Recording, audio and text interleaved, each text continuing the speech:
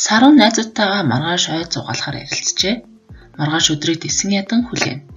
Ойд зугаалж байгалийн сайхныг харж шуудын жиргээг сонсож жимс түүн. Дуртай амттнаа авч идэн гэж бодхоос маргааш гэдэг өдөр хол санагдаж байлаа. Ээж нь Саранг өнөөдөр хувцас аваагаад дүүгээ асраад байж байгаарэ гэв.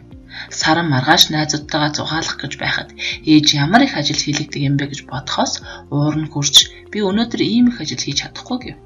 Үүнээс болж ээжтэйгээ муудалцаж өдөржин ээж нь ч дуурсангүй, Саран ч дуурсангүй. Саран зөвхөн маргаашийн тухай л бодож байлаа. Өсөө хүлээсэн маргааш өдөр болж Саран уян халиунараас гадна ангийнхаа 5 найзтай хамт ойроо явлаа. Түр зурхан нартай зөөлөн бороо. Айн цорхоогоор наны туяанд солонгийн туяаран харагдана. Үнэхээр сайхан жаргалтай байв. Хэсэг зүр бүгдээрээ амарч авчирсан амцнуудаа хувааж идээд зөөлөн хөвдөн дээр нүдэн анин дээш харан хөвцгээлээ. Сарангийн сэтгэлд ээжтэйгээ муудалцсан өчигдрийн явдал орж ирээд нэг л тавгүй. Бүгдээрээ цааш явцгаав. Модон дээр шувууны үүр зассан байв. Нэгэн найз нь бүгдээрээ шувууны үүр үзэх үү гэтлээ.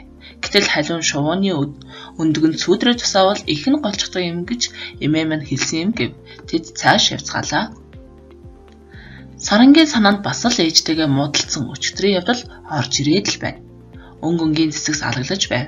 Бүгдээрээ олон өнгийн цэцгсийг харж цэцгсийн зэрэгт зураг авахулж хөгжилдөв.